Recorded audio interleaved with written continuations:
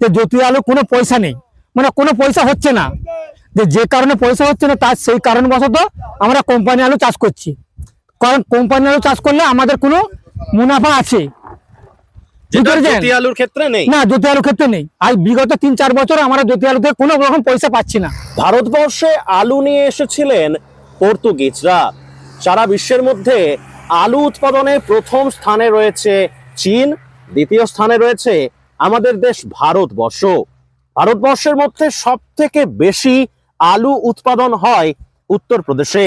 আলু উৎপাদনের দ্বিতীয় স্থানে হচ্ছে আমাদের পশ্চিমবঙ্গ। বছর বাড়ছে, সেই সঙ্গে ভারতবর্ষে বাড়ছে আলু চাষ। ভারতবর্ষেই শুধু নয়, সারা বিশ্বেই বেড়েছে আলুর চাষ। নমস্কার, অন্নদাতা কৃষক বেঙ্গল কৃষি নিউজের পক্ষ থেকে আমি রামকমল চ্যাটার্জি আজ আলুর খবর দেখাচ্ছি আপনাদের এই চ্যানেলের মাধ্যমে। আমরা এই মুহূর্তে রয়েছি বাঁকুড়া জেলার কতুলপুরে। ফুড আলু চাষ করে তো কৃষকের মাথায় হাত পড়ে গেছে। তুলনামূলক কৃষকদেরকে বাঁচিয়ে রেখেছে কিন্তু এই কোম্পানির আলু। এই আলু চাষ হয় মূলত চুক্তি চাষে। তো এই মুহূর্তে আমরা পেয়েছি বাঁকুড়ার কতুলপুরের একজন কৃষক বাবুকে। তিনি তার জমিতে চুক্তির মাধ্যমে কোম্পানির আলু চাষ করেছেন। এই আলু চাষ মূলত চিপস তৈরির কাজে ব্যবহার করা হয়। তো চলুন এই আলু চাষের লাভ ক্ষতি তথা এই আলু চাষ সম্পর্কে কিছু তথ্য আমরা কৃষক বাবুর কাছ থেকে জেনে নেই। বাবু নমস্কার। হ্যাঁ নমস্কার। কি নাম আপনার? আমার নাম ভানুদেব দিগার। আমরা কতুলপুর থানা অন্তর্ভুক্ত আপনাদের যে গ্রামটিতে এসেছি, গ্রামটির কি নাম? এই গ্রামটার নাম হচ্ছে কোয়ালপাড়া। এটা কোম্পানির আলু তাই? হ্যাঁ, এটা কোম্পানির আলু। একটু হাতে তুলে দেখান কিরকম ফলন হয়েছে দেখি। ফলনটা দেখুন মোটামুটি মাঝারি সাইজের হয়েছে, মানে কোম্পানি যাতে নেয় সেরকমই আলু চাষটা হয়েছে। এটা তো ভেন্ডারের আন্ডারে। হ্যাঁ, এটা ভেন্ডারের আন্ডারে। এটা মানে লেস বা বিভিন্ন রকম চিপস তৈরির কাজে এই আলুটা ব্যবহার করা হয়। এই আলু চাষটা নিয়ে প্রথমে আমাদের দর্শকদের উদ্দেশ্যে যদি এক দু কথা বলেন, মানে এটা কি অন্য, মানে ধরুন ফুড আলু যেগুলো আমরা ধরুন রেশন আলু হিসেবে খাই, জ্যোতি, পোগরা, চন্দ্রমুখী আরো বিভিন্ন ধরনের আলু হয়, তার তুলনায় কি এই আলু চাষটা মোটামুটি লাভদায়ক চাষ? হ্যাঁ, এটা আপনার ধরুন বর্তমানে আমাদের যা চাষ তাতে করে কি হচ্ছে, ধরুন অভ্যস্ত তো তাতে করে আমাদের লস হচ্ছে চাষ করে। বর্তমান যুগে যে যা খরচ সেই তুলনায় আপনার লাভবাংশ অনেক কম, বুঝতে পেরেছেন? তো তাতে করে কোম্পানি চাষ করে আমরা মোটামুটি বিশেষ কিছু পয়সা না পেলেও আমরা মোটামুটি খরচা সাপেক্ষে এটাতে তুলনামূলক পয়সা পাওয়া যায়। আমি যেটুকু জানি যে এই কোম্পানির আলু চাষটাতে একটা ফিক্স দাম থাকে। হ্যাঁ, এটা ফিক্স দাম আছে। মানে আপনার 522 টাকা করে দাম আছে। মানে এটা 522 টাকা কি 50 কেজি বস্তা? হ্যাঁ, 50 কেজি বস্তা 522 টাকা করে দাম আছে। তাতে করে বর্তমান যুগে ধরুন জ্যোতি আলুর দাম আজকে 200 টাকা দাম। হ্যাঁ, তা 200 টাকা দামেতে আপনি ধরুন কি হবে কৃষকের? কোনো ফায়দা আছে কি? কোনো লাভবাংশ নেই, আর নেই। মানে যা খরচ, যা প্রচুর পরিমাণে খরচ, সেই খরচের তুলনায় এখন বর্তমানে কোম্পানির চাষ করলে পরে তবু কিছু পয়সা আমরা দেখতে পাই। আচ্ছা, এই আলুর চাষটা কি মানে এই যে বীজ হয়, এই যেরকম অন্যান্য আলুর বীজ হয় সেরকমই? হ্যাঁ, অন্যান্য বীজ তো কোম্পানি দেয়। এবার কোম্পানি কিভাবে বীজ তৈরি করে সেটা আমাদের জানা নেই।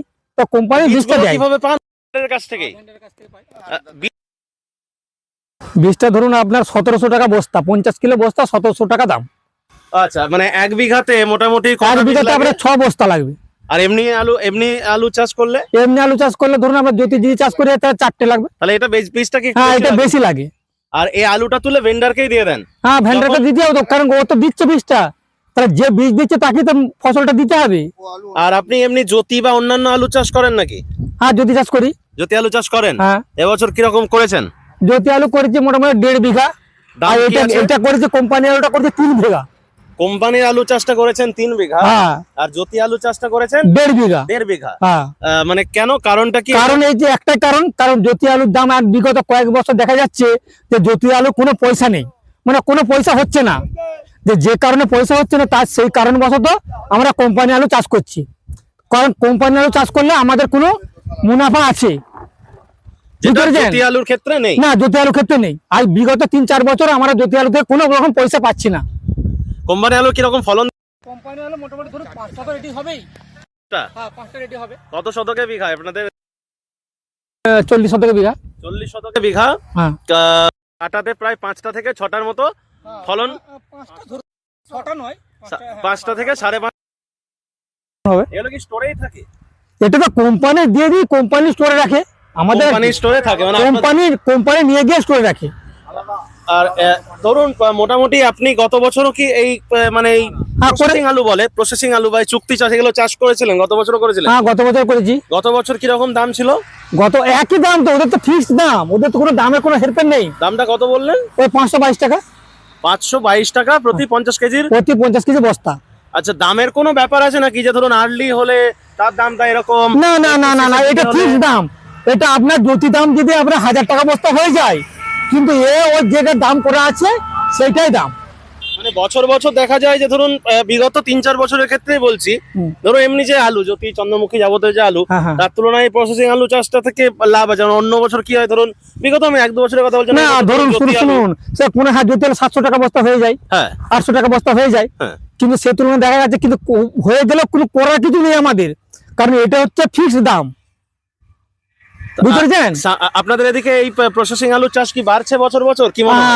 বাড়ছে, কিন্তু এটা আমাদের বাড়ছে। আমাদের দর্শকদেরকে কি বলবেন? ফুড আলুর তো দাম নেই, আর এই আলু চাষটাতে আপনারা মোটামুটি তুলনামূলক। তো আমার মনে হয় যে সমস্ত চাষি বৃন্দকে বা তথা আমাদের পশ্চিমবাংলার সমস্ত জনগণ বা নাগরিকদের আমি উদ্দেশ্যে একটা কথাই বলবো, যে যেহেতু আমাদের কৃষি প্রধান দেশ আমরা, তাহলে কৃষক মানে চাষ করে যেহেতু আমাদের খেতে হবে, তাহলে আমার মনে হয় যে কিছু না হলেও কোম্পানি আলু চাষ করা উচিত। প্রত্যেক চাষিকে উদ্দেশ্যে আমি এই কথাটা বলছি যে কোম্পানি আলু কিছুটা হলেও চাষ করতে হবে। কোম্পানির আলু চাষ এটা কি সব ধরনের মাটিতেই হয়? সব ধরনের আলু মাটি বলতে শুনুন, আমাদের তো সাউথ বেঙ্গলে ধরুন বিভিন্ন এলাকার বিভিন্ন না না মেটেল মাটিতে হয়তো চাষ হবে না, তো এটা আপনার ধরুন আমাদের দোআঁশ মাটি বা বেলে মাটিতে এটা হবে, মেটেলও হবে না। এটা দোআঁশ মাটি বা বেলে মাটিতে, বেলে মাটি বা দোআঁশ মাটিতে এই চাষটা হবে। এই চাষটা ভালো হয়? হ্যাঁ, ভালো হবে। কি হবে যে আমাদের জ্যোতি দেখছি চাষ করলে পরে যা মাল, একটু এগিয়ে আসুন না, এগিয়ে আসুন, বলুন। যে মাল ওষুধ যে হারে মাইকটা নেন, এগিয়ে আসুন, এদিকটা আসুন, বলুন। যে হারে বীজের দাম, সে হারে সে তুলনামূল্য আমাদের তো কিছুই থাকেনি। আজকে 200 টাকা প্যাকেট। আপনি বলুন 200 টাকা আলু বিক্রি করে কোনো ফায়দা আছে? পাচ্ছি আমরা, কোনো চাষের কোনো রোজগার আছে? আপনি বলুন। হ্যাঁ, 250 মাল ওষুধ বীজ আজকে 3,500 4,000 টাকা করে বীজ কিনতে। শুনুন, বিগত দিনে কি পাবে আমরা? 2,500 টাকা, আজকে আপনি ধরুন এক বস্তা ডিএপির দাম 2,500 টাকা, তাহলে আপনি বলুন দেখুন 2,500 টাকা, মানে এই বাজারটা ধরুন আজ থেকে 20 বছর পিছিয়ে দেন, আজ থেকে 20 বছর পিছিয়ে দেন, 20 বছর আগে 250 টাকা ডিএপি কিনেছি, সেখানে যা দাম ছিল, তাহলে আজকে সেটা 2,500 টাকা ডিএপির দাম, সে একই দাম আছে, কিন্তু সেই তুলনায় আলুর দাম কিন্তু আলুর দাম কিন্তু বাড়ে নাই, সেই তুলনায় আলুর দাম কিন্তু বাড়ে নাই। মানে মূল্য বৃদ্ধির বাজারে মূল্য বৃদ্ধির বাজারে ফসলের দাম বাড়ে নাই, সব জিনিসের দাম বাড়ছে। আজকে একটা চট কিনতে গেলে আজকে শুনুন 20 টাকা একটা থলের দাম, 20 টাকা একটা থলের দাম আজকে, বলুন দেখিনি 20 টাকা একটা থলের দাম, আজকে 20 টাকা একটা চটের দাম। যদি 20 টাকা হয়, তাহলে আপনি বলুন এবার কি করে চাষিটা বাঁচবে 200 টাকা আলু বিক্রি করে? 200 টাকা নয়, আজকে তো 100 টাকা বলছে প্যাকেট জ্যোতি আলু। হ্যাঁ, জ্যোতি আলু ফিক্সড রেট আছে। তো দর্শক বন্ধু দেখতে পেলেন, মাঠে দাম নেই আলুর, মাথায় হাত কৃষকদের।